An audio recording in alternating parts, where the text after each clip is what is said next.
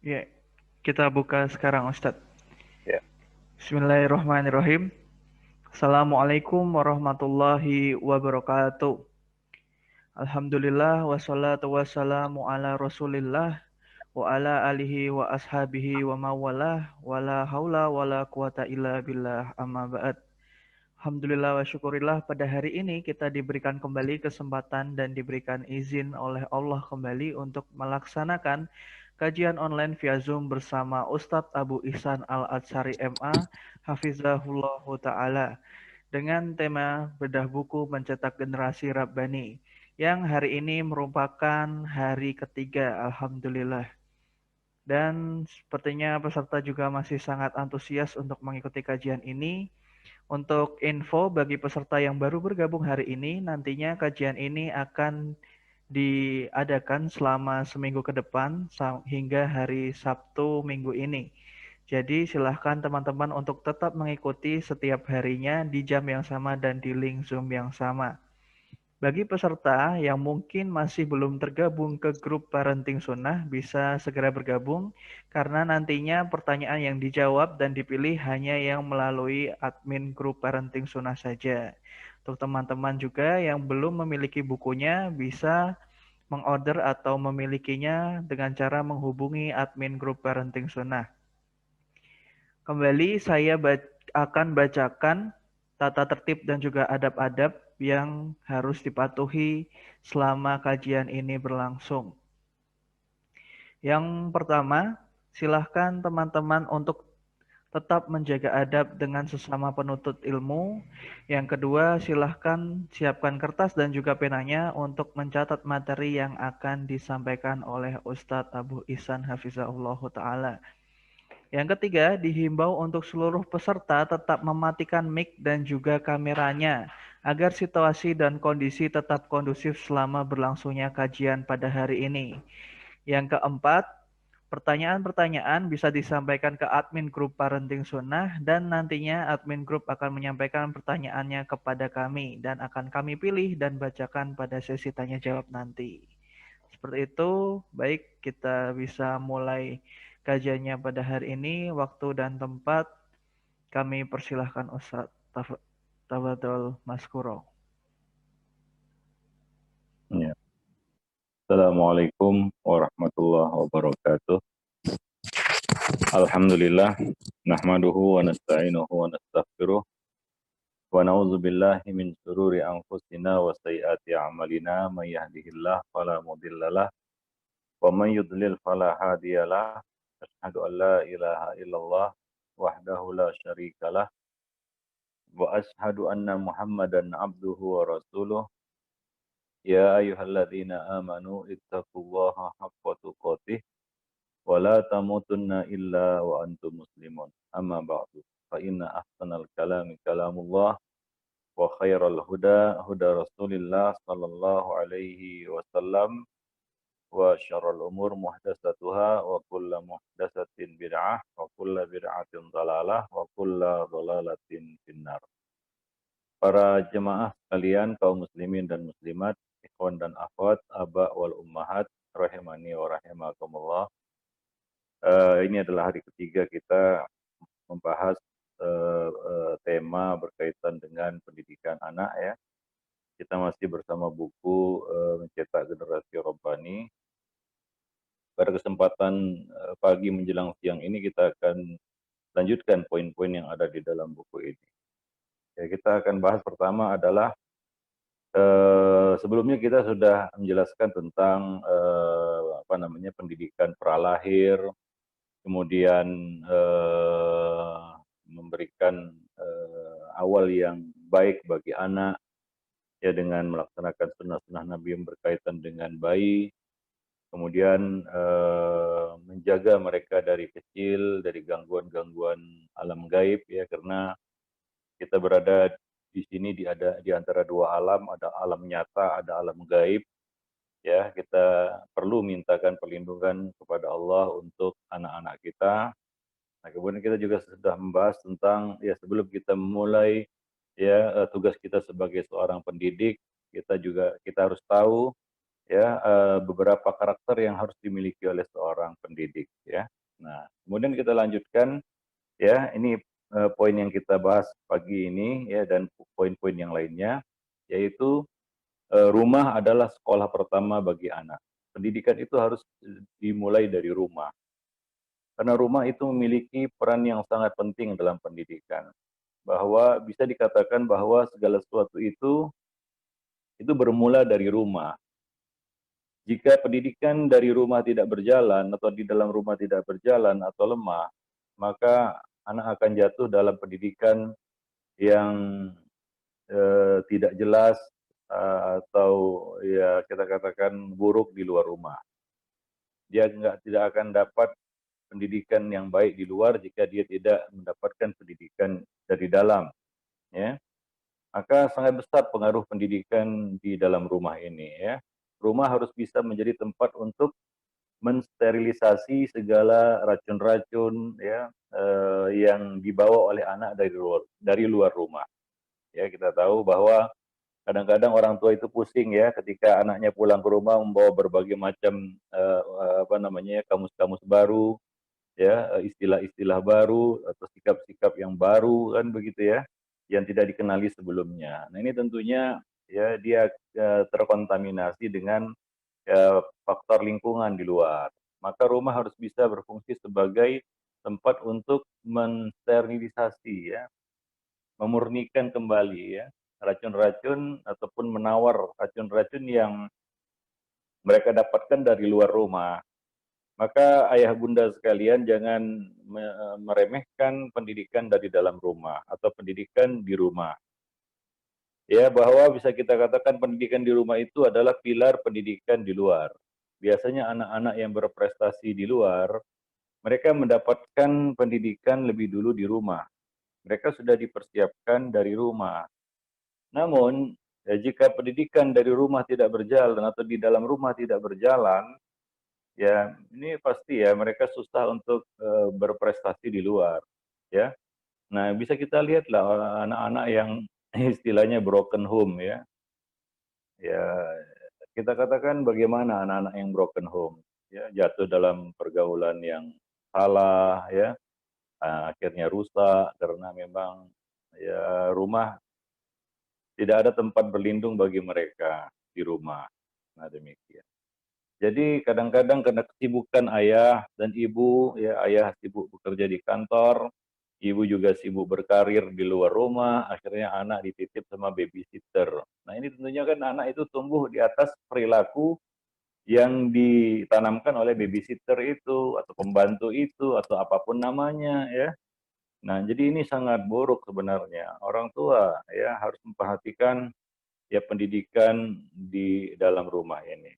Ya, maka ya bunda sekalian ya, kalau apalagi ini masa pandemi ya, mungkin banyak waktu di dalam rumah, ya maka gunakanlah itu untuk menanamkan ya nilai-nilai yang baik, nilai-nilai agama kepada anak-anak kita di rumah. Nah kalau anak kita itu betah di rumah, itu alhamdulillah ya, karena sekarang ini banyak anak-anak nggak betah di rumah. Kalau anak kita masih betah di rumah, itu salah satu keuntungan bagi kita karena kita bisa memberikan pendidikan ya dalam waktu yang lebih lama dari yang biasanya ya. Nah demikian. Nah di sana ada anak yang nggak betah di rumah, keluyuran keluar ya. Nah ya, yang jelas orang tua kalau anak di luar dia nggak bisa mengontrol ya, itu di luar kontrol orang tua kalau sudah di luar ya. Nah demikian. Nah, maka dari itu ada waktu-waktu di mana anak itu harus memang banyak di rumah. Lain halnya kalau dia memang sudah waktunya merantau ya, pergi keluar rumah. Anak itu ada masa-masa usia dia di mana dia jangan jauh dari orang tuanya. Dan ada masa-masa di mana dia harus dilepas. Nah, di sana ada raja tega, anak kecil-kecil masih TK disekolahkan jauh-jauh nyebrang pulau lagi kan begitu ya, dipondokkan istilahnya. Alasan orang tuanya mau supaya mandiri, ya, salah lah. Ini biasanya orang tuanya itu nggak mau diganggu sama si anak, gitu. Maka dia pun melepas anaknya jauh-jauh, ya, ya, ya, mungkin ya hitung-hitung untuk penghematan katanya ya. Maka dia ke pondokkan jauh-jauh. Ini biasanya raja tega seperti ini ya. Nah di pondok ya tentunya dia nggak dapat belayan kasih sayang seperti yang diberikan oleh orang tua kepada anak. Ya selembut-lembutnya guru, ya sesayang-sayangnya guru, ya jelas lebih sayang, lebih lembut orang tua. Ya anak itu mendapatkan kelembutan dan kasih sayang dari orang tuanya berbeda dengan kelembutan dan kasih sayang yang diberikan oleh guru. Namanya juga guru, gak ada hubungan batin ya dengan anak. Apalagi satu guru menghandle banyak anak, kan begitu ya. Jadi harap maklum aja lah kalau banyak kekurangan di pondok ataupun di sekolah. Nah, jadi ada waktu anak itu di rumah bersama orang tua, dan ada waktu dia itu dilepas keluar. Jangan terbalik ya. Kadang-kadang waktu di mana anak itu harus di rumah justru di luar dilepas keluar. Ya. Dan pada masa anak itu harusnya dilepas keluar itu ditarik ke rumah, alasannya bantu orang tua. Ya, sudah dipondokkan, sudah ya matang anak ini kan begitu, sedang asyik menuntut ilmu, tiba-tiba dipanggil orang tuanya pulang ke rumah. Alasannya apa? Untuk bantu orang tua katanya. Nah ini kan betul-betul orang tua yang mau enaknya saja ini. Dia korbankan sebenarnya anaknya itu untuk kepentingan dia. Maka jangan seperti itu. Jangan anak yang kita korbankan untuk kepentingan orang tua. Itu eh, raja tega itu ya. Seharusnya orang tua yang berkorban untuk anak, bukan anak yang berkorban untuk orang tua. Ya kadang-kadang orang tua ini betul-betul orang tua yang buruk ya. Sebagian orang tua itu nakut-nakuti anaknya, awas kamu jadi anak durhaka. Dia nggak pernah menunaikan hak anak. Dia terus meminta haknya. Dia menuntut anaknya untuk melaksanakan kewajibannya. Sementara kewajibannya tidak pernah dia tunaikan. Ya, ini orang tua yang betul-betul luar biasa parahnya ini. Seperti itu ya. Itu sebagian orang ada ya anaknya kecil-kecil dipondokkan begitu ya. Nah, sudah jadi, sudah besar, sudah masanya anak itu keluar rumah, merantau ya, mencari pengalaman hidup, dia tariknya pulang ke rumah untuk bantu orang tua katanya. Jadi kan orang tua mau enaknya aja itu, ya. Nah demikian. Jadi orang tua juga jangan hanya bisa menuntut hak dari anak, ya. Anak dituntut untuk berbakti, pakai hadis lagi nakut-nakuti anak itu. Ya kalau anaknya nurut, kalau anaknya nggak nurut benar-benar melawan gimana? Ya, nah kadang-kadang sebagian anak itu dia kasihan, dia tertindas sama orang tuanya, nggak ada pilihan lain kan begitu ya, hak-haknya tidak terpenuhi, sementara orang tuanya luar biasa. Ya kita ngelus dada lah terhadap orang tua yang seperti itu, raja tega itu namanya ya. Nah, pada masa anak itu harusnya dilepas keluar, dia tarik pulang ke rumah. Nah demikian ya, jadi orang tua itu harus bisa berkorban juga untuk anak ya. Nah demikian. Itu adalah aset kita. Jangan kita ya justru apa namanya hancurkan aset kita sendiri. Nah demikian para jemaah yang dimuliakan Allah. Karena pendidikan di rumah ini banyak sekali manfaatnya, keistimewaannya. Ya kita bisa berkumpul bersama dalam waktu yang lama. Kita bisa menjalin kedekatan secara personal, pribadi, ya, bisa menghadirkan chemistry di dalam hati kita dengan anak-anak kita, ya. Demikian juga di rumah, anak-anak dapat menyaksikan dan melihat keteladanan ya dari orang tua mereka. Di rumah juga terbuka kesempatan untuk memberikan bimbingan dan pengarahan secara apa namanya secara rahasia ya. Ya di rumah kita bisa ngomongi anak kita empat mata misalnya ya. Itu kita bisa masalah yang dihadapi oleh anak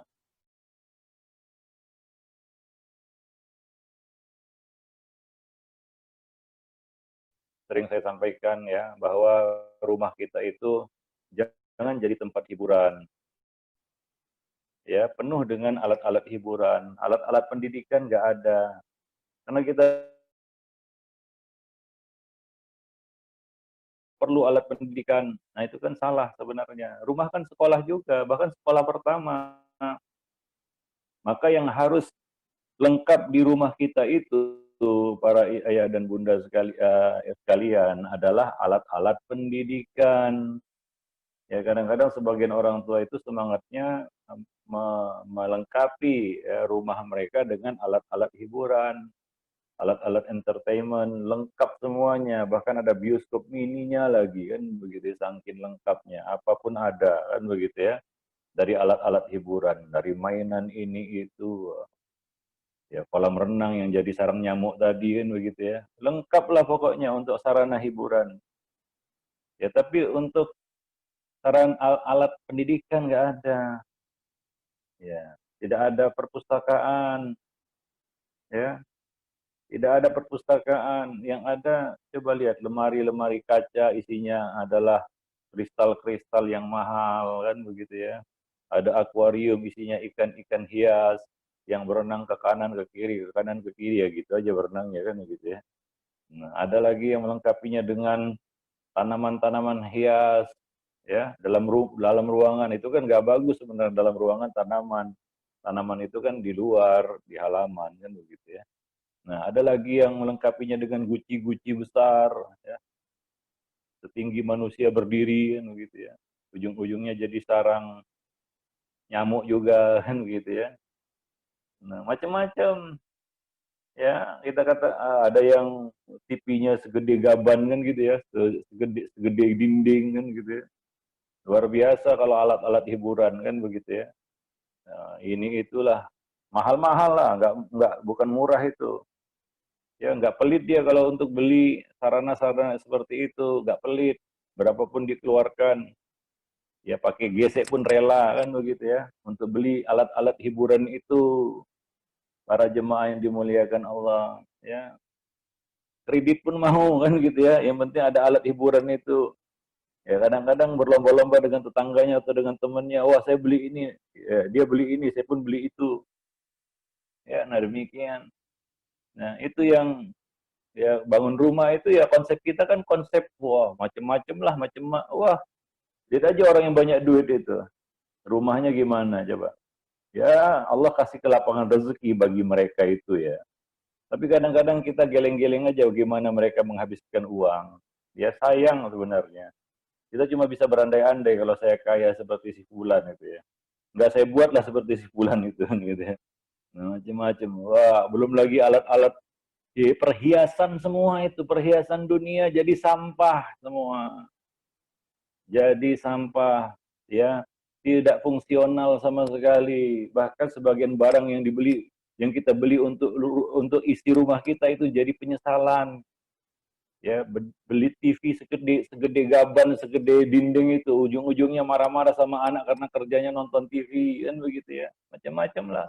Beli alat-alat permainan habis waktu anak bermain ya dengan permainan-permainan itu ujung-ujungnya orang tuanya marah-marah kan begitu ya padahal alat-alat itu semua dia yang beli ya tapi sedikit lah saya singgung ini sindir juga ya, kepada siapa saja lah ya di mana saja saya mengisikan buku ini saya pesankan kepada ayah bunda sekalian di rumah itu kalau bisa bukan kalau bisa lagi ya sudah wajib itu ya ada perpustakaan ada perpustakaan mini lah ada ukurannya rumah ya lengkapi itu dengan buku-buku bacaan yang bermanfaat buku-buku Islam ya nah ya kita lengkapi rumah kita dengan perpustakaan itu kan apalagi ada taman apa namanya ruang baca kan begitu ya itu kan bagus ya daripada habis duit untuk hal-hal yang tidak bermanfaat ya mending beli buku lah ya kadang-kadang manusia itu sedih saya kalau urusan beli buku maunya itu gratis buku agama maksud saya ya mindsetnya itu kalau buku agama itu harus gratis sementara ya benda-benda dunia yang jadi sampah itu dia beli nggak pakai nawar-nawar nggak pakai pelit lah istilahnya nggak pakai lama juga nggak pakai diskon-diskonan ya kadang-kadang berapa yang tertera itu yang dia bayar itu untuk barang-barang jadi sampah jadi sampah. Sebagian alat-alat entertainment itu cuma dipakai 1-2 kali saja, habis itu mangkrak, nggak dipakai, ya dibuang, rusak dibuang.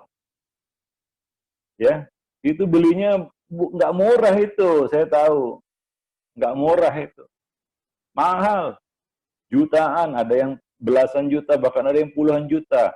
Ada alat-alat hiburan di rumah itu sampai 100 juta, 100 jutaan, luar biasa. Nggak pakai cerita pelit itu untuk belinya itu, nggak hitung-hitung bahwa itu nanti dihisap, apa manfaatnya bagi kita dan lain sebagainya, itu nggak jadi perhitungan. Tapi kalau untuk urusan beli buku agama, pelitnya minta ampun. Ya, seolah-olah rugi dunia akhirat dia beli buku itu. Ya, menyesal ke ubun-ubun kalau dia beli buku agama. Kalau sempat dia keluar duit untuk beli buku agama. Nyeselnya minta ampun, begitu menyesal di dalam dadanya kalau beli buku agama itu, nyesel sekali, kayaknya nyesel saya beli buku itu. Ya, makanya kalau ya dianjurkan untuk beli buku agama itu kadang-kadang nyari ada gratisannya enggak ya, nah, begitu. Dibagikan gratis enggak ya, begitu. Nunggu gratis itu, luar biasa ini manusia kadang-kadang. Ya, betapa ya mereka enggak adil ya memberikan porsi dunia dan akhirat mereka. Padahal seharusnya dunia itu kan untuk kepentingan akhirat, bukan akhirat untuk kepentingan dunia. Para jemaah yang dimuliakan Allah. Tapi begitulah ya. Kalau udah urusan beli buku, buku agama maksud saya ya, itu pakai nawarnya pun killer lah, killer. Tanya ya, akhi ini berapa buku nih? Sekian lah. Ada nggak sampai 100.000 ya. Ya, itu tengah jatah apa namanya pulsanya ataupun paket datanya sebulan. Maka mungkin seperempat kan begitu. Oh, ada diskon nggak? Ada lah, untuk antum ada. Saya kasih 30% lah. Nah, begitulah. Itu harus diskon itu. Nggak sah kalau nggak pakai diskon. Ya, kemudian setelah itu dia tawar lagi itu. Sudah 30% pun dia tawar lagi. 80% bisa. Wah, Masya Allah. Itu kan sama dengan minta gratis sebenarnya.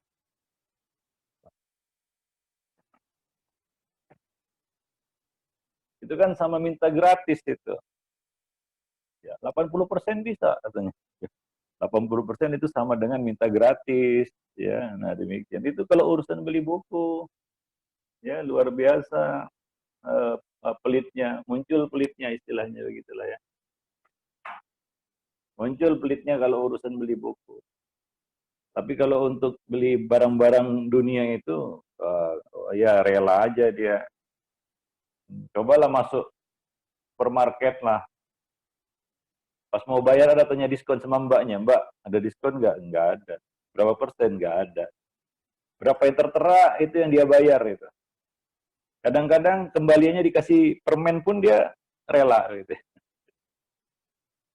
Tapi kalau beli buku luar biasa nawarnya itu ya. 30% nggak cukup itu. Maunya 80%. Kalau urusan beli buku, selalu yang tertanya-tanya di dalam hati itu apa? Wah, lebih bagus beli nasi bungkus. Ya, lebih bagus beli susu anak.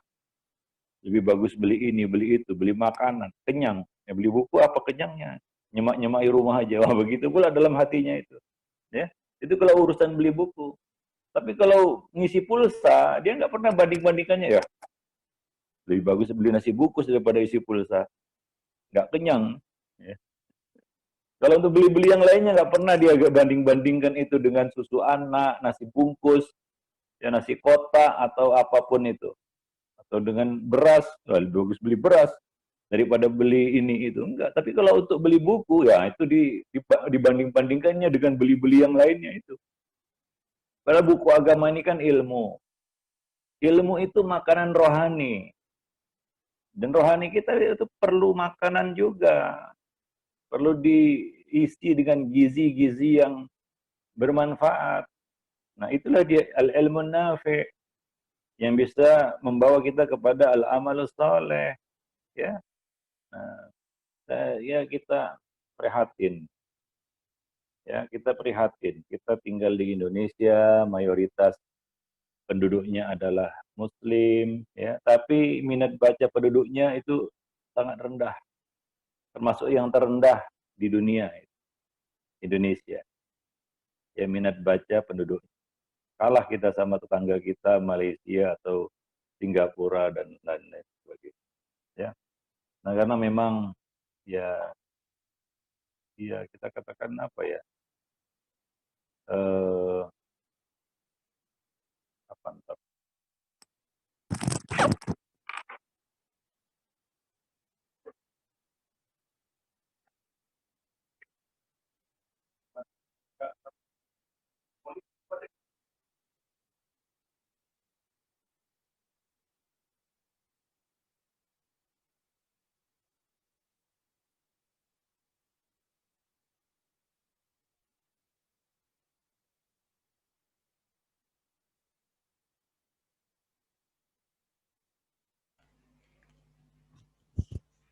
Baik, sepertinya Ustadz sedang sedikit ada urusan, teman-teman.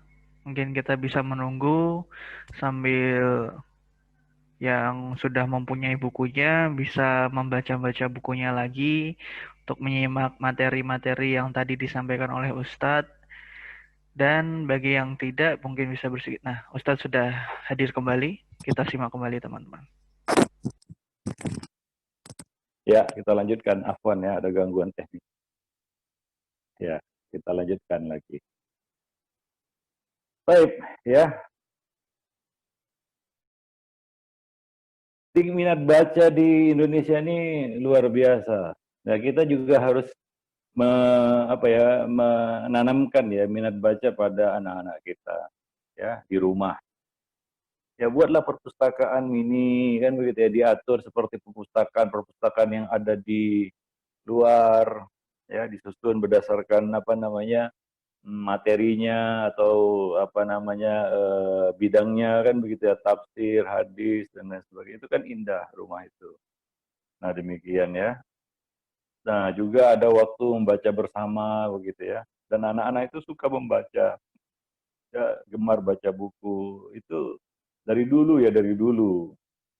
Dan ini adalah dasar pendidikan sebenarnya. Kenapa Allah menurunkan ayat pertama itu Iqra? Artinya, seorang muslim itu harus punya minat baca yang tinggi, seharusnya. Ya, seharusnya. Tapi ya muslim sekarang belum bisa mewakili agamanya. Ya belum bisa menampilkan sosok muslim yang sebenarnya. Ya kadang-kadang kita muslim justru malas membaca. Ya. Salah satu yang membuat jeblok rating perguruan tinggi kita adalah perpustakaannya yang kurang lengkap, atau kalaupun lengkap, visitornya, pengunjungnya yang nggak ada. Mana mahasiswanya sibuk demo. Ya, perpustakaan ada tapi sepi. Ya, kadang-kadang juga ya nggak ada itu. Kita menyoroti sekolah-sekolah Islam, bahkan selevel pesantren, ada yang tidak punya perpustakaan. Untuk sarana-sarana yang nggak penting, lengkap. Maaf ya, kalau antum menyekolahkan anak, coba tanya, Pak Kiai, Pak Ustadz, perpustakaannya ada nggak? Coba tanya. Tapi kadang-kadang banyak orang tua mensurvei sekolah itu, yang dilihat apa? Fasilitas olahraganya. Itu anak mau jadi atlet atau apa itu? Lengkap semuanya. Ada lapangan basket, ada lapangan voli, ini, itu, dan lain sebagainya. Ya, tapi tidak ada perpustakaan. Tidak ada taman bacaan. Nggak ada buku. Para jemaah yang dimuliakan Allah. Nah, ini sangat memprihatinkan sebenarnya ya. Ya, saya pernah mengunjungi sebuah sekolah, labelnya Islam, sunnah lagi. Saya tanya lah ya kepada ownernya langsung ini, Pak ada perpustakaan? Oh masih kami pikirkan, masih dipikirkan. Bayangkan, sekolah Islam basisnya Islam, sunnah lagi. Perpustakaannya masih dipikirkan, sekolahnya sudah menelurkan lulusan lah, mengeluarkan lulusan lah. Artinya bukan sekolah baru berdiri kemarin. Sarana olahraganya lengkap, mau apa ada di situ. Tapi kolam renang pun ada. Ya. Lengkap. Uang sekolahnya mahal, puluhan, bukan belasan, puluhan juta ya, bukan puluhan rupiah, bukan. Puluhan juta. Ya. Semuanya, ruangannya, pokoknya sekolahnya mewah. Ya, tempat makannya pun mewah, menunya bermacam-macam. Tapi perpustakaannya nggak ada. Nah ini kan apa namanya memprihatinkan sebenarnya ya. Nah, memang manusia Indonesia ini payah kalau disuruh baca. Ya, salah satu contoh kita pun kalau punya buku, ada yang masih belum koyak sampulnya, plastiknya. Ya, ada yang cuma jadi pajangan aja. Ya, baca buku cuma baca judul aja, judul depan, judul belakang gitu ya. Sama daftar isi mungkin. Mukadimah lah agak maju sedikit kan gitu ya. Kalau kita tanyakan kepada diri kita, ya bunda sekalian ya, kita harusnya jadi contoh dan teladan gitu ya. Ada buku yang pernah kita tamatkan gitu. Buku yang kita tamatkan bacanya. Ya. Ada nggak? Ada berapa buku yang kita tamatkan membacanya dari halaman depan sampai halaman belakang? Bukan halaman depan dan halaman belakang ya, bukan. Dari halaman depan sampai halaman belakang. Mungkin nggak ada ya. Nah itulah yang jadi masalah kita hari ini. Ya, minat baca yang sangat rendah. Maka kita harapkan kepada Bapak Ibu di rumah, ya, mumpung ini pandemi, salah satu hikmah pandemi mungkin ya, kita banyak di rumah. Cobalah ya kita mencoba menanamkan minat baca ini pada anak. Karena dari dulu sampai sekarang, orang pinter itu, anak pinter itu, julukannya apa? Kutu buku, bukan kutu handphone, bukan. Kutu buku. Ya, kutu buku. Artinya apa? Dia rajin membaca. Ya, nah demikian. Ya, kita bimbing dia untuk membaca bacaan-bacaan yang bermanfaat. Dan kita sediakan sarananya di rumah. Ya, perpustakaan di rumah. Ya, kita lengkapi ya perpustakaan itu dengan buku-buku Islam yang bermanfaat. Itu kan amal jariah kita itu ya. Kita pajang buku di rumah. Kalau ada tamu datang, dia lihat ada buku yang menarik baginya, dia pinjam atau kita hadiahkan kepadanya, kita dapat pahala. Kita dapat pahala. Ya, kalau dia dapat kebaikan dari buku itu dan dia melakukan kebaikan tersebut, kita dapat pahalanya. Padahal modalnya cuma majang buku di ruang tamu. Ya, simple.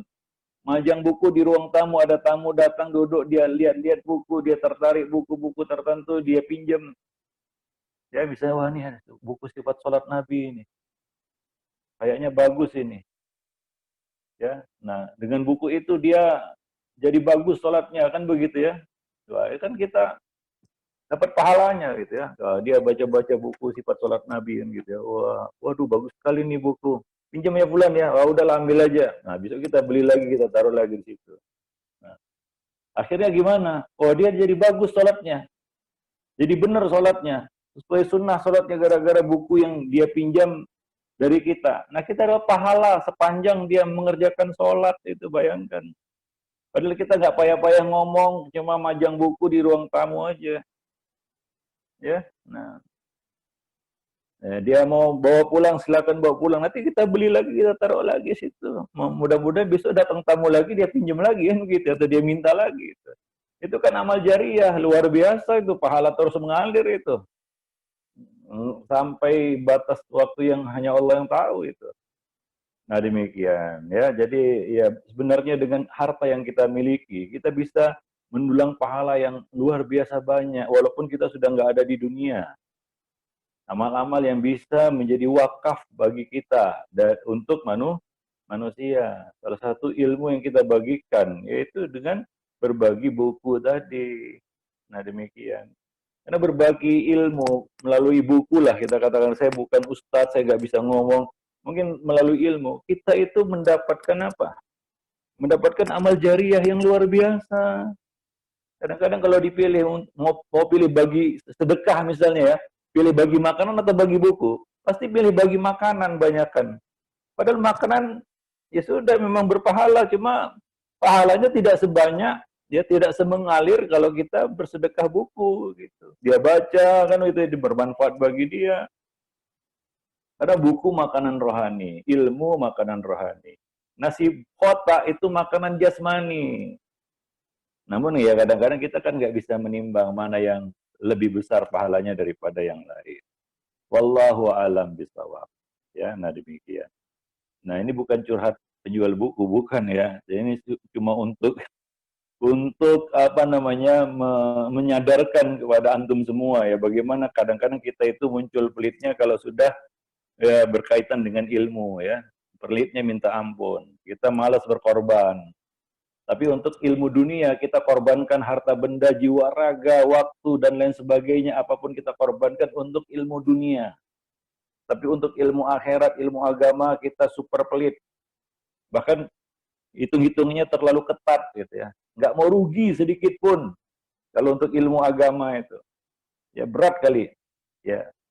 Ya untuk berkorban untuk ilmu agama. Tapi ilmu dunia luar biasa.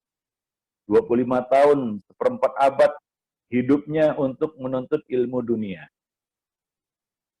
Tapi untuk ilmu agama, kadang-kadang seperempat jam aja sudah panas. Apa namanya, tempat duduknya itu. Gelisah. Ya. Nah, cobalah lihat waktu talim itu. Paling nyala yang kayak on itu cuma 15 menit. Ya perhatikan itu ya, kalau saya ngisi talim 15 menit ya masih. Ya, lebih dari itu sudah ngantuk gitu ya, sudah nyender, ya ada yang keluar, ada yang ini. Tapi kalau untuk seminar jadi pebisnis sukses, ya bagaimana bisnis supaya sukses, jadi tajir melintir suar-suir, itu nyala matanya 2 jam, 3 jam nggak kedip itu. Kalau untuk seminar-seminar seperti itu, 2 jam matanya nggak kedip itu. Kadang-kadang campur bengong lagi dia gitu. Saking terpananya dia. Nah ini kan menunjukkan sebenarnya orientasi hidup kita itu apa. Itu dia.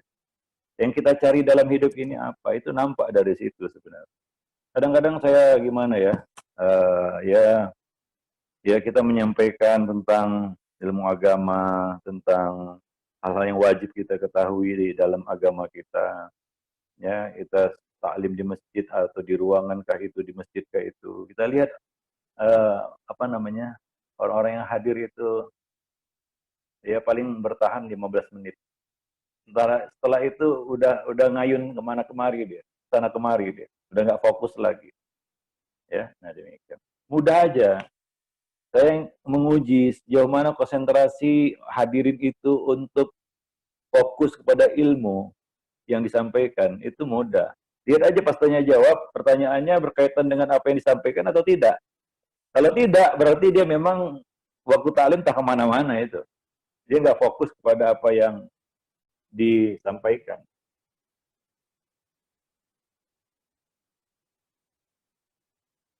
Ya tidak fokus kepada apa yang disampaikan para jemaah yang dimuliakan Allah. Ya, nah demikian. Ya, nah ya kita katakan ini sangat penting ya sekali lagi.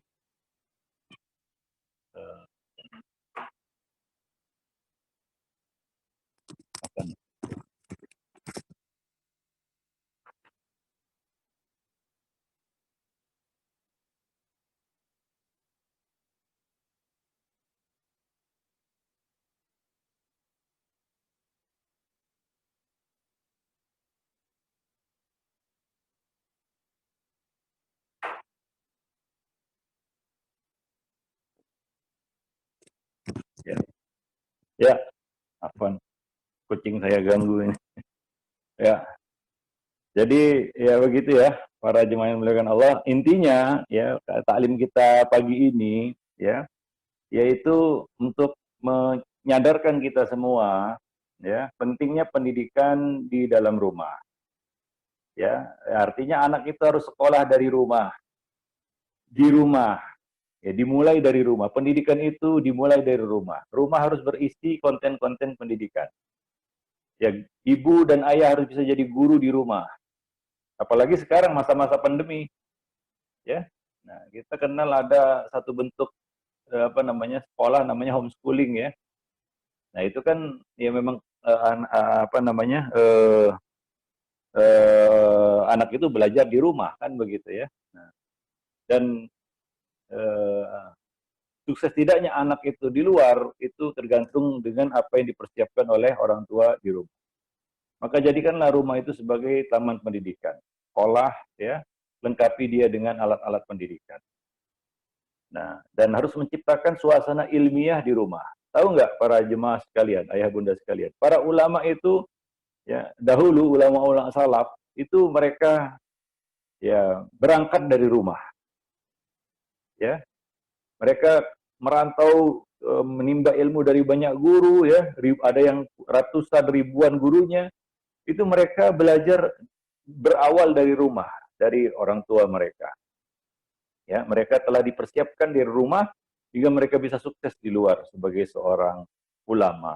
Nah, demikian. Ya, jadi itu sangat besar pengaruhnya. Dan kita lihat juga ya di sekolah-sekolah rata-rata anak-anak yang berprestasi, anak-anak yang sukses belajarnya di sekolah, ya itu karena orang tuanya memang mempersiapkannya dari rumah. Ya, ada partisipasi besar, peran besar orang tua di rumah sehingga dia sukses di sekolah. Ya simpel sajalah. Ayah bunda sekalian pernah lihat anak ya dibawa taklim sama orang tuanya, sama ayah bundanya di majelis ilmu, dia duduk dengarkan ya, kalau sedang sholat si anak ini ikut sholat juga bersama jemaah, nggak buat onar, nggak teriak sana sini, nggak bikin gaduh dan lain sebagainya. Ada nggak ayah bunda lihat anak seperti itu? Ada kan? Ada.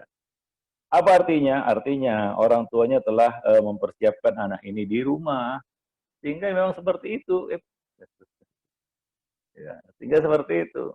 Ya, apa namanya hasil yang dipetik gitu para jemaah yang dimuliakan Allah.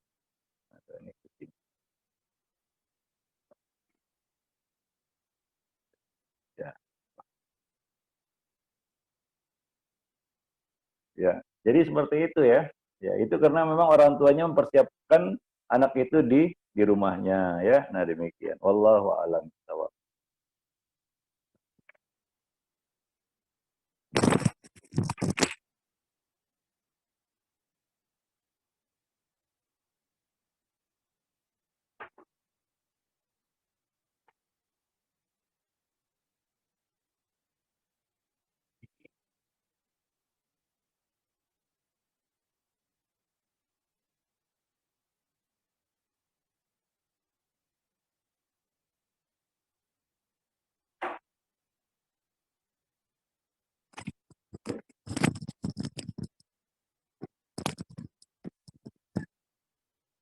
Ya, Afwan. Ya, demikian para jemaah yang dimuliakan Allah ya. Kajian kita pada kesempatan pagi ini mudah-mudahan bermanfaat bagi kita semua. Lebih dan kurang saya mohon maaf. Aku qauli hadza astaghfirullah li wa lakum lisairil muslimin innahu huwal ghafurur rahim. Mohon maaf tadi ada kucing. Ya, silakan yang mau bertanya. Ya. Baik, syukran Ustaz atas materinya. Jazakallahu khairan wa barakallahu fikum Ustaz. Walaupun ada sedikit gangguan dari kucing, kita lanjutkan ke sesi tanya jawab. Baik, Ya. langsung saja ke pertanyaan yang pertama dari Leni Umu Serina dari grup Parenting Sunnah 219. Pertanyaannya, Iya, Bismillah, silakan. Assalamualaikum Ustadz. Afwan, usia emas Ya. berapakah anak bisa dilepas untuk menuntut ilmu di pondok pesantren? Agar kita juga sebagai orang tua ikhlas melepas anak. Syukron jazakallahu khairan. Ya, sebaiknya ya anak dilepas itu pada usia yang memang dia siap untuk apa ya kita belajar mandiri ya, belajar mandiri bukan hidup mandiri ya, belajar mandiri. Belajar ya dia punya apa namanya, dia punya kesadaran untuk belajar sendiri begitu ya. Nah, karena kita memondokkan anak itu bukan dia belajar hidup, enggak. dia belajar menuntut ilmu agama, kan begitu ya. Nah, menempa akhlaknya dan lain sebagainya. Nah, itu. Jadi ya memang idealnya ya usia-usia seperti ya kita katakan sekolah menengah atas ya, ketika dia sudah bisa untuk mengurus dirinya sendiri ya, ya usia-usia ya kita katakan remaja lah ya SMA misalnya ya, itu waktu mungkin yang tepat untuk melepas anak keluar. Dia sudah siap untuk hidup di luar, dia sudah punya banyak bekal dari rumah ya, dan sudah terbangun, itu intinya sudah terbangun chemistry hubungan batin antara anak dan orang tua.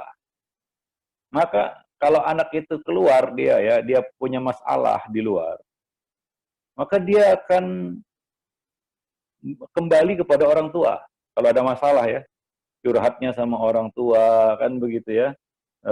Dia akan mengadukan masalahnya kepada orang tua karena sudah terbangun kedekatan batin tadi, hubungan batin antara anak dan orang tua, karena mereka bersama dalam waktu yang lama begitu. Ya, kenapa kita sebagai orang tua berat untuk meluangkan waktu bersama dalam waktu yang panjang bersama anak-anak kita untuk membangun kedekatan begitu kan? Tidak mungkin waktu yang singkat. Tidak mungkin dalam waktu singkat itu terbangun, tercipta. Nggak mungkin ayah bunda sekalian. Perlu waktu yang lama. Maka para salaf dahulu, mereka keluar menuntut ilmu itu setelah mereka matang di rumah. Maka mereka tidak lupa sama orang tua mereka. Ya, ini kadang-kadang anak itu nggak kenal ayah bundanya, kenapa? Karena dari TK, dari kecil, sudah di pondok. Maka nanti sudah besar, dia ada apa-apa, dia nggak nyandar, nggak curhat, dia nggak lapor, ya dia nggak minta solusi sama orang tua, dia minta sama ustadznya. Kadang-kadang saya kasihan lihat anak-anak ya, curhatnya kok masalah-masalah yang prinsip, masalah-masalah yang penting itu sama ustadz. Anak-anak remaja gitu. Saya tanya kadang-kadang, kamu nggak punya orang tua apa? Oh punya ustadz. Kenapa nggak dibicarakan dulu sama orang tua? Apa jawabannya? Kurang dekat ustadz. Kurang dekat katanya. Sedih kadang-kadang ya kalau seperti itu yang terjadi.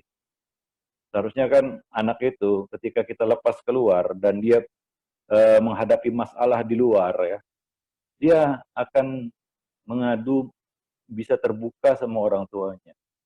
Ada hubungan batin yang dekat antara orang tua dan anak. Ya, nah demikian ya. Wallahu a'lam bishawab. Tapi ya kalau dia memang jarang bertemu orang tua, jarang bersama orang tua, ya wajar aja kalau dia lebih dekat sama orang lain. Dia lebih kenal sama orang lain daripada sama orang tuanya sendiri. Sedih nggak ya bunda? Ya, maka ya cobalah bangun kedekatan itu. Maka idealnya ya anak itu terus bersama orang tuanya. Ya, ada yang mengatakan nanti dia manja Ustaz. Bukan itu ya. Kalau dia kita manja ya jadi manja. Ini kita didik, bukan kita manja. Ayah bunda sekalian. Karena ada juga ayah bunda orang-orang yang beralasan seperti itu. Wah, nanti kalau dia sama orang tuanya jadi anak manja dia. Itu kalau kita manja. Tapi kalau kita didik enggak. Maka saya tahu itu kalau di masjid ada anak-anak yang ya kita katakan nurut sama orang tuanya begitu ya. Nah itu memang orang tuanya memberikan pendidikan di rumah. Ya, nah kalau dia dipondokkan dalam waktu kecil, dari kapan dia dapat pendidikan di rumah? Ingat ya para jemaah sekalian, pendidikan yang diberikan oleh orang tua di rumah itu nggak sama dengan pendidikan yang diberikan di sekolah, gimana pun hebatnya sekolah itu. Pegang kata-kata saya ini.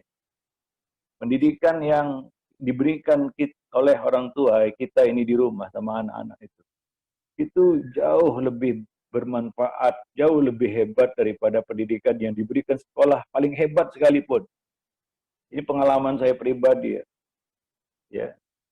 Itu orang tua di rumah kadang-kadang menyampaikan petua di meja makan.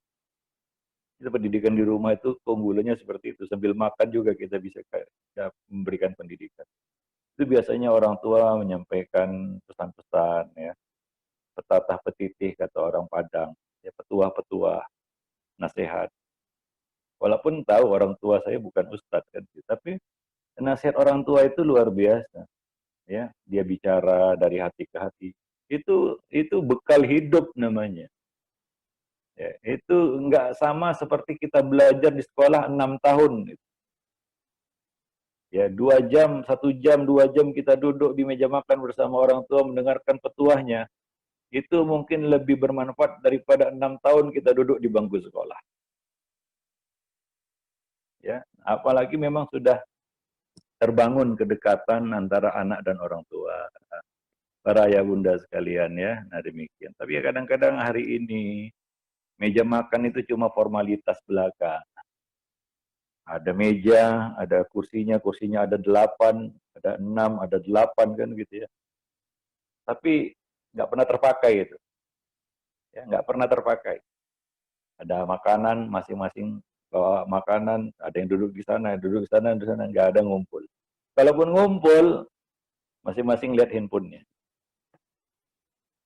Ya, nah demikian. Jadi itu sebenarnya kesempatan tuh di meja makan kita menyampaikan pendidikan kepada anak-anak kita di rumah, ya. Nah, ya ngomonglah, ya kepala keluarga, ayah kan begitu ya. Ya, iya banyaklah yang bisa kita apa kan apalagi kan kita punya pengalaman hidup. Ya banyaklah yang bisa kita bagi sharing kepada anak-anak kita ya di rumah itu. Nah demikian ya. Gak perlu jadi ustadz ayah bunda sekalian untuk ngomong di depan anak-anak. Nggak perlu jadi ustadz dulu gitu ya baru bisa ngomong sama anak-anak. Enggak. Wallahu a'lam bishawab. Baik. Ya, tapi kalau dipondokkan dari usia kecil, bahkan dari playgroup sudah dipondokkan, kapan waktu bersama orang tua itu? Atau orang tua ini nggak nggak ingin ya bersama anaknya dalam waktu yang lama. Gitu. Anak itu kalau sudah dewasa, dia kadang-kadang itu udah lepas dari kita. Ya, dia bahkan seolah-olah bukan milik kita lagi kalau dia sudah dewasa. Ya, maka seolah-olah kita nggak punya anak. Ya, wallahu alam bisawab. Baik, ada lagi yang mau nanya? Baik, Jadi Ustaz. idealnya sekolah menengah atas lah ya, nah, itu bisa dilepas ya. Ya. Ya, Atau baik. minimal paling cepat ya SMP lah. Ya, nah ini. Kalau SD janganlah, itu saran saya ya. Masih kecil-kecil itu dia ngurus hidupnya dirinya sendiri dia belum bisa. Nah, mengandalkan ustadz-ustadz di pondok ataupun pengasuh-pengasuh pondok juga kasihan macam mana yatim piatu itu anak. Ya. Nah, Allahu a'lam bishawab. Baik, Baik, pertanyaan. ada lagi yang mau nanya? Ya, baik, Ustaz. Pertanyaan yang selanjutnya dari Raudo, domisili Nunukan. Pertanyaan, Bismillah Ustadz, anak-anak sekarang umur 17 bulan. Alhamdulillah sudah pandai bicara dan beberapa huruf hijaiyah. Sekarang saya ikut program di WA Balita Khatam Al-Quran dengan kerja keras menghafal hijaiyah dengan flashcard dan lain-lain. Yang ingin saya tanyakan, itu apa sebaiknya yang prioritas kita tanamkan bagi anak di bawah 5 tahun? Apakah dengan metode seperti di atas atau ada yang seharusnya yang lebih prioritas? Jazakallahu khairan, Ustaz. Ya, ini pertanyaannya bagus sekali ya. Nanti ada di besok ya kita bahas tentang apa yang perlu kita tanamkan kepada anak. Dimulai dari dasar-dasar iman, akidah, tauhid, la ilaha illallah. Ya, perkara pertama yang harus kita tanamkan kepada anak adalah imannya kepada Allah Subhanahu wa taala. Walaupun ini adalah fitrah yang dibawanya sewaktu lahir, namun fitrah ini harus kita hidupkan, harus kita kembangkan, ya harus kita besarkan, harus kita kuatkan. Karena dia akan menghadapi tantangan-tantangan yang hebat, apalagi masa sekarang ini. Jadi perkara pertama yang harus kita tanamkan adalah tauhid. Apa kata Ibnul Qayyim di dalam kitab Ahkamul Maulud? Ketika anak-anak mulai bisa bicara, hendaklah orang tua mendiktikan lafal la ilaha illallah Muhammadur Rasulullah. Dan hendaklah sesuatu yang pertama kali didengarnya oleh telinga mereka adalah tentang mengenal dan mentauhidkan Allah. Nah ini kata-kata Ibnu Qayyim di dalam Ahkamul Maulud ya. Jadi ya ajarkanlah kepada mereka ya tauhid ya. Menurut kita katakan fase usia mereka. Dan itu dimulai ketika anak bisa bicara, ya dia bisa ngucap la ilaha illallah. Ya, jadi itu adalah kalimat yang kita harapkan yang pertama bisa dia ucapkan dengan fasih kan gitu ya. Itu kalimat yang agung. Itu adalah kalimat yang menjamin bahagianya dunia dan akhirat. Nabi mengatakan aksiru min syahadati la ilaha illallah, perbanyaklah kamu membaca syahadat la ilaha illallah, ya. Nah, demikian. Itu yang pertama, itu yang penting ya. Nah, demikian. Kemudian itu kita katakan yang priority lah kita katakan. Ya, fitrah yang perlu kita perkuat pada anak. Walaupun kita tahu anak itu lahir di atas fitrah. Kemudian pelajaran apa yang bagus ya, bermanfaat untuk anak. Ini perlu kita ketahui apa nama kita katakan ya, bagaimana ya kondisi akal dan otak anak itu. Otak anak tidak seperti otak orang dewasa. Ya, maka tidak perlu kita bersusah payah untuk memberikan pelajaran-pelajaran yang sifatnya nalar, memahami. Jangan dulu. Ya, anak kecil-kecil sudah diajari fikih, perselisihan. Wah, itu kan perlu nalar ya. Nah, itu belum waktunya. Anak itu hafal. Otak anak itu sudah saya singgung sebelumnya mungkin ya. Otak anak itu ada prioritasnya adalah menghafal dan meniru. Apa? Menghafal dan meniru. Jadi pelajaran yang perlu kita berikan kepada anak dan itu bermanfaat bagi mereka, bagi otak anak adalah menghafal dan meniru. Artinya apa? Dia meniru hal-hal yang baik, misalnya akhlak. Jadi menanamkan akhlak itu dari anak-anak kecil itu. Kenapa? Karena mereka akan meniru apa yang kita perlihatkan. Sangat mudah meniru anak-anak itu. Beda kalau sudah dewasa.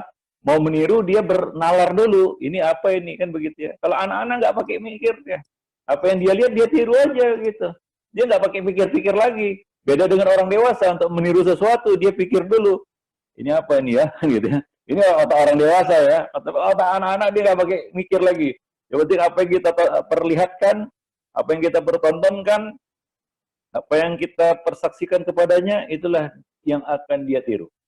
Jadi ya menanamkan akhlak melalui keteladanan, ya hal-hal yang bersifat hafalan. Maka pelajaran bahasa itu adalah pelajaran yang sangat baik diberikan kepada anak dari kecil. Ya, makanya anak kecil itu belajar bahasa itu cepat. Kenapa? Belajaran bahasa itu kan menghafal dan meniru, menghafal kosakata, kemudian meniru apa yang diucapkan, yang didengar kan begitu ya. Jika vokabularinya itu bisa pas gitu. Tidak seperti kita ini kadang-kadang ya udah besar belajar bahasa, ya udah 3 tahun tetap ada kitabun aja, nggak pernah nambah-nambah, nggak pernah lanjut. Ada kitabun itu aja. Ya. Nah itu kalau belajar bahasa setelah dewasa itu sangat susah. Tapi anak-anak cepat belajar bahasa. Karena belajar bahasa itu ya yang penting ya pertama adalah hafalan dan menirukan. Nah, itu ada pada anak. Ya, maka kalau sekolah itu ya, yang bagus kalau sekolah itu pagi-pagi sebelum belajar yang lain, itu yang pertama ya hafal Quran dulu, kan begitu ya. Mata pelajaran pertama hafal Quran. Pagi-pagi lagi fresh otak, hafal Quran. Ya, anak-anak kecil, ya makanya ya dahulu para salaf itu ya biasa mereka itu hafal Quran satu yang biasa kan begitu ya. Kecil-kecil sudah hafal Quran dan lain itu biasa bagi mereka. Nah, yang nggak biasa di sini kan begitu. Nah, contohnya di Pakistan lah ya. Ya di Pakistan sana yang namanya hafal Quran itu sudah biasa. Anak-anak kecil hafal Quran itu sudah biasa. Kalau di sini kan 1001 atau 1.000.001 itu. Tapi di sana udah biasa itu. Karena mereka dibiasakan menghafal sejak kecil. Hafal Quran. Nah, udah dewasa, bukan hafal Quran lagi kalau di sana itu. Karena saya lama di sana, jadi saya tahu. Ya, di Pakistan itu saya pernah belajar bersama mereka di sana ya, anak-anak Pakistan itu ya. Mereka itu kalau ujian, ini tingkatannya sudah dewasa ya. Itu jawaban dari pertanyaan itu harus seperti yang di buku.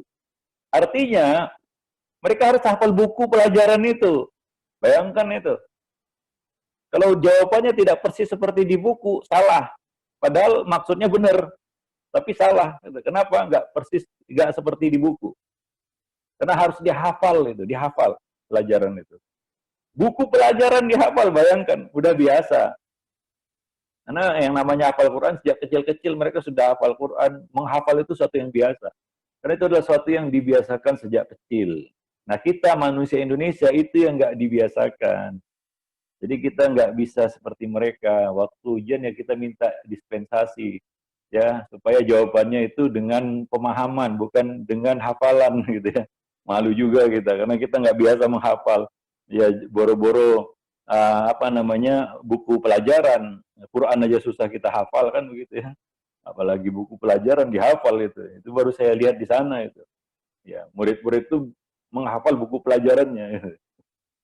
Ya, ya begitulah, karena mereka dibiasakan sejak kecil. Ya memang kecil-kecil itu dibiasakan, tapi jangan dibebankan, jangan dibebani ya. Artinya dengan cara yang apa namanya, yang menarik ya, dengan cara kalau bisa sambil ada bermain, karena anak juga dunianya dunia bermain kan gitu, sambil menghafal.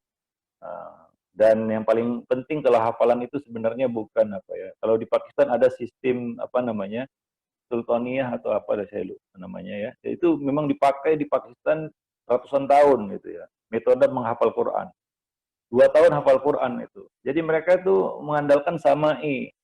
Menghafal itu dengan mendengar, bukan menghafal tulisan atau menghafal gambar.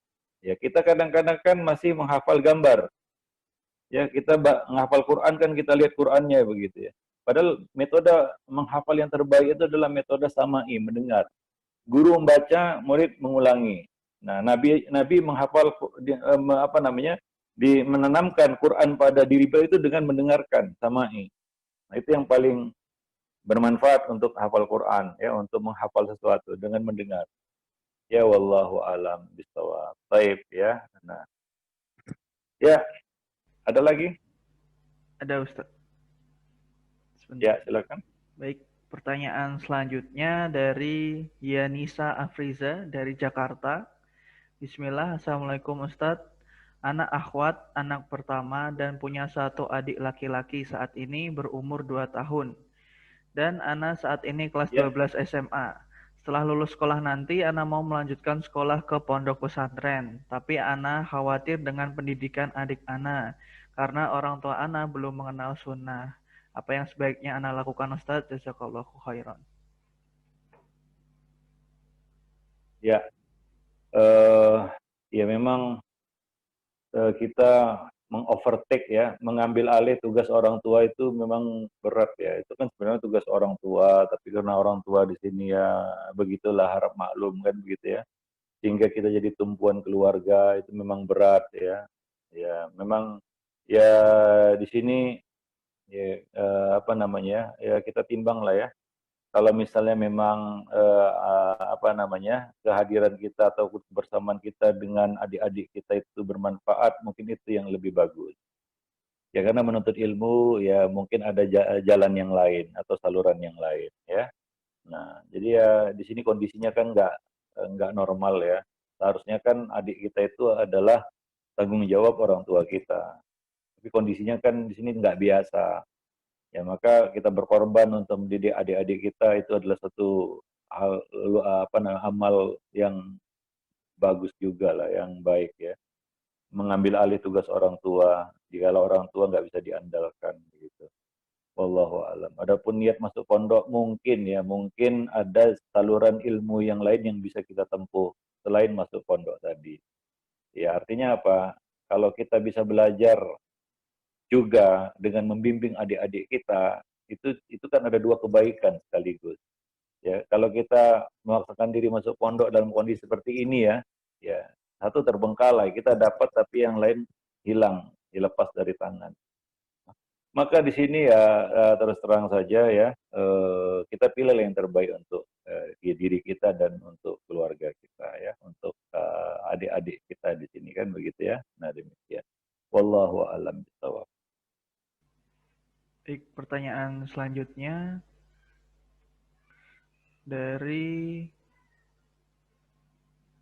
Umu Aisyah di Cilengsi.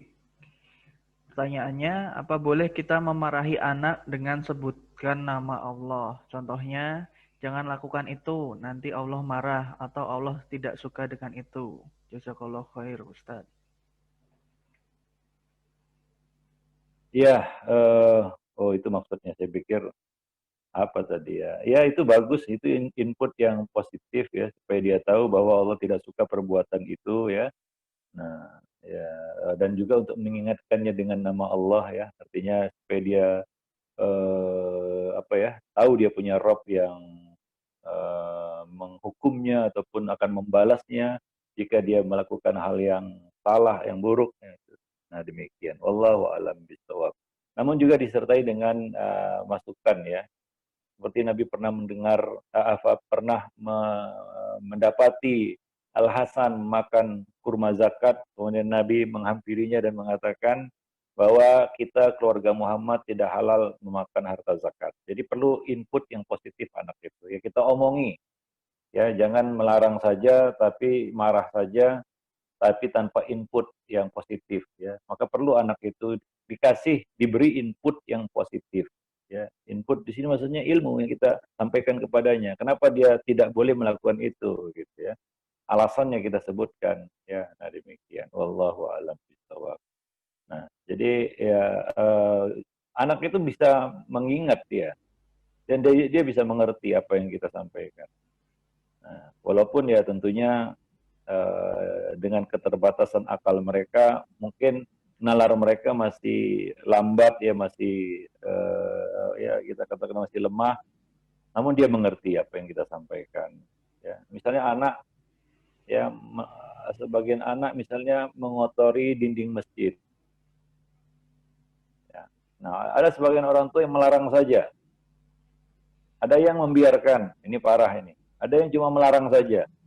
Ada yang melarang dengan memberikan input ilmu, ya mencegahnya sembari memberitahukan kepadanya bahwa dinding masjid ini bukan tempat coret-coret. Kalau mau coret-coret nanti ada tempatnya di rumah, kan begitu ya. Jadi diberikan input gitu. Bukan hanya melarang, apalagi membiarkan, bangga. Ada yang dikasih tahu anaknya coret-coret dinding masjid, dia malah marah, kan begitu ya. Ini kan nggak mendidik ini. Ya, apa yang dilakukan anak itu kan salah. Cuma untuk meluruskan kesalahan anak itu harus ada caranya, gitu ya. Nah demikian. Jadi ada tiga jenis orang di sini. Tiga jenis orang tua di sini. Ada yang membiarkan. Ini memang parah ini orang tua seperti ini. Yang kedua cuma melarang saja, jangan gitu, gitu ya. Jangan tulis-tulis, tidak boleh tulis-tulis, gitu. Marah Allah nanti kan gitu. Yang ketiga dia diomongi, ini masjid, ini dinding masjid, masjid ini tempat ibadah, gini dikasih input anak itu. Senang anak itu dikasih input, kemudian dikasih solusi ya. Nah demikian. Wallahu alam bishawab. Baik. Baik, pertanyaan selanjutnya dari Fulanah di Tangerang. Pertanyaannya, Ustadz, Ana adalah ibu dua orang putri. Ana mendidik anak-anak Ana sendiri di rumah tanpa sekolah formal. Ana selalu berusaha bersabar dan mendidik anak-anak Ana dengan adab yang baik.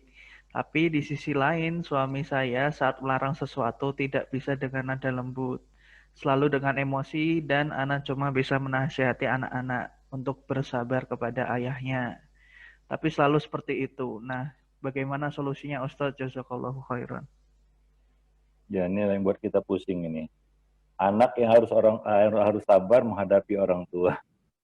Kira-kira terbalik nggak ini ya? Terbalik ya.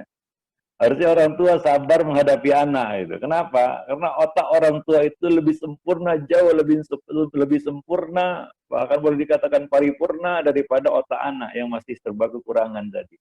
Nah kalau anak disuruh sabar terhadap orang tua, apa nggak kebalik ini? Ini dunia terbalik namanya, kan gitu ya. Nah seharusnya orang tua yang bisa sabar menghadapi anak, gitu. Bukan anak yang diharapkan sabarnya menghadapi kelakuan kita. Ya kalau begitu ya kiamat itu namanya. Ya, nah jadi orang tua ini yang perlu sekolah kayaknya. Ya dan ya omongilah suami itu ya supaya ya mau belajar tentang pendidikan anak dan bisa merubah sikapnya kan begitu ya, akhlaknya ya diingatkan dia bahwa dia adalah panutan, ya. Kalau seperti itu dia justru jadi contoh yang buruk bagi anak-anaknya. Ya. Mengharapkan anak sabar, ya mungkin anak itu diam saja dia, tapi dia rekam itu semua, mungkin dia akan tiru nanti setelah dewasa. Ya, setelah dewasa mungkin dia memperlakukan kita seperti itu. Bentak-bentak, dibentak-bentaknya kita. Disuruhnya kita sabar. Sabarlah dulu ya. Itu kalau dia sudah gede, udah strong, kita yang lemah begitu, udah sakit-sakitan kan gitu ya. Barulah kebalik nanti, dia yang bentak-bentak kita. Nah, kita yang disuruh sabar gitu. Ya baru tahu rasa nanti kan gitu ya. Ya ingatkanlah suami itu seperti itu. Ingat, ada masa nanti terbalik bilang. Nanti kamu yang lemah, sudah tua renta, nggak bisa apa-apa. Ya, anak yang kuat strong gitu. Ya, apa mau nanti anak berbuat seperti itu sama kamu, bilang gitu sama dia. Sadarkan dia seperti itu. Kadang-kadang orang tua ini petantang petenteng begitu ya. Wah, merasa dia kuat begitu. Ya, nggak mau sabar sedikit menghadapi anak begitu. Kejam, ya sekarang, nanti ada waktunya. Ya, nah, ya orang itu akan menuai apa yang dia tebang. Ya, nah, siapa yang menabur angin dia yang akan menuai badai. Wallahu a'lam bishawab. Kalau ingin dapat perlakuan manis dari anak-anak kita nanti setelah kita tua renta, maka ya berlaku manislah kepada anak ya, saat mereka masih kecil. Wallahu a'lam bishawab. Nah, Baik, mungkin pertanyaan terakhir Ustadz ya. dari Diana Umu Sarah di Balikpapan. Pertanyaannya, bagaimana mensterilkan kembali seorang anak ketika dari luar rumah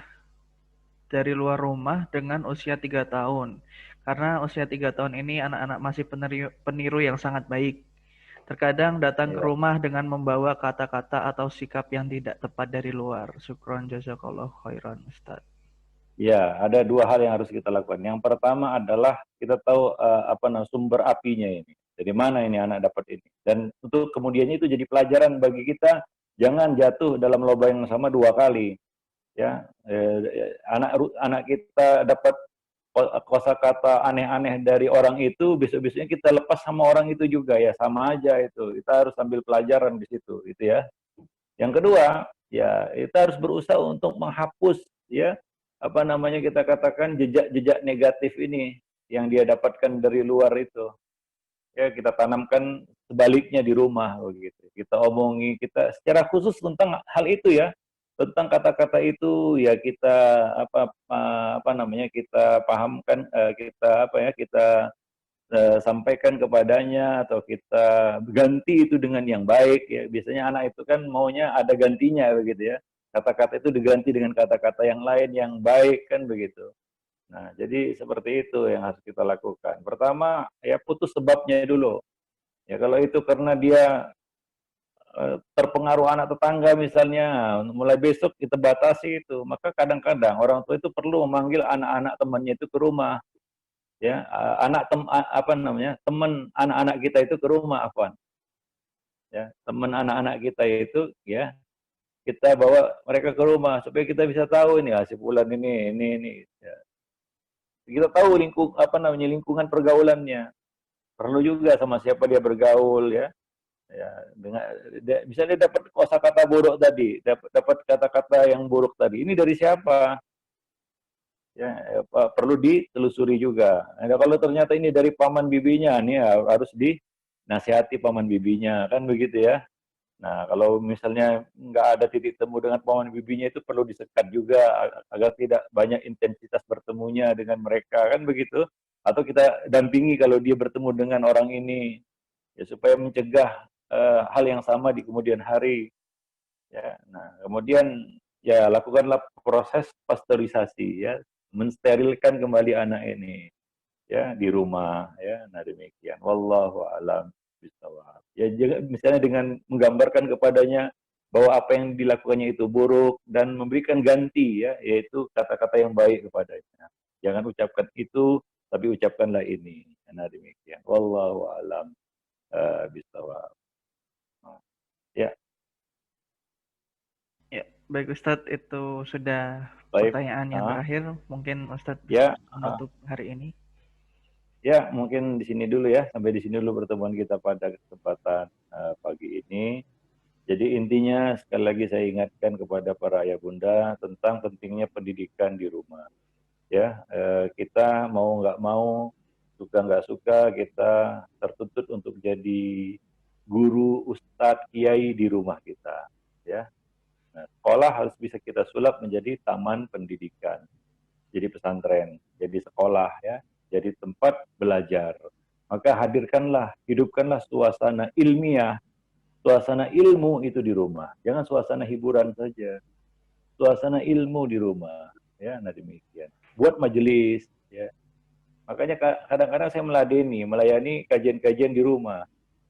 Untuk beberapa alasan itu boleh. Saya meladeni juga, dia dipanggil di rumah saya, ya karena sekarang ini ya sekarang ini masalah, memang masalahnya tidak sama seperti masalah pada masa-masa dahulu ya. Ya remaja-remaja sekarang kadang-kadang susah untuk menuntut ilmu, kalau di majelis terpaksalah kadang-kadang datang ke rumah ya. Nah, tapi ya tidak selalu kan begitu ya. Nah, saya kadang-kadang juga mendatangi ataupun memenuhi undangan taklim di rumah. Mata-mata ya karena kita lihat kebutuhan kaum muslimin terhadap ya apa namanya hadirnya ilmu di dalam rumah mereka. Tapi tidak semua ya. Misalnya keluarga itu sudah biasa ngaji ya, ngapain ngaji di rumah, ngaji di majelis di masjid kan begitu ya. Nah, kecuali memang keluarga baru ngaji ya, baru kenal sunnah misalnya, baru hijrah. Nah, itu perlulah untuk menghadirkan suasana ilmu di dalam rumah mereka. Nah, kalau sudah terbiasa dengan ilmu ya mereka ke masjid itu nggak akan ngaji di rumah lagi. Ya kan? Nah, demikian. Wallahu alam bisawab. Ya itu saja yang dapat saya sampaikan dalam kesempatan pagi ini, mudah-mudahan bermanfaat. Aku qauli hadza, astagfirullah li wa lakum wa lisairil muslimin innahu huwal ghafurur rahim. Ya, sebelumnya saya mohon maaf tadi ada gangguan sedikit ya, kucing Iya, ya. lucu Ya, Ustadz. kucing itu ya best Kucingnya, friend namanya. iya, Namanya best friend. best friend. Bagus Ustadz. Ya. Mohon maaf tadi agak Iya, gangguan Ustadz. sedikit. Tidak mengapa. Assalamualaikum warahmatullahi wabarakatuh. Waalaikumsalam warahmatullahi wabarakatuh. Baik, alhamdulillahirrabbilalamin teman-teman, untuk kajian hari ini telah berakhir. Syukron, jazakallahu khairan, wa barakallahu fikum Ustadz atas jawaban dan juga materi-materinya hari ini. Sebelum saya tutup, saya berikan kesempatan sekali lagi untuk teman-teman yang mungkin belum bergabung ke grup Parenting Sunnah untuk segera bergabung ke grup Parenting Sunnah melalui link yang sudah saya sediakan di kolom chat. Silakan teman-teman buka kolom chatnya dan klik link tersebut. Nah, selanjutnya bagi yang masih belum memiliki buku Mencetak Generasi Rabbani yang bentuknya seperti ini, bisa segera memilikinya dengan cara menghubungi admin grup Parenting Sunnah dan melakukan pemesanan melalui admin grup Parenting Sunnah di situ. Baik, kita tutup kajian hari ini dengan doa kafaratul majelis. Subhanaka Allahumma wa bihamdik, asyhadu alla ilaha illa anta, astaghfiruka wa atubu ilaik. Wassalamualaikum warahmatullahi wabarakatuh.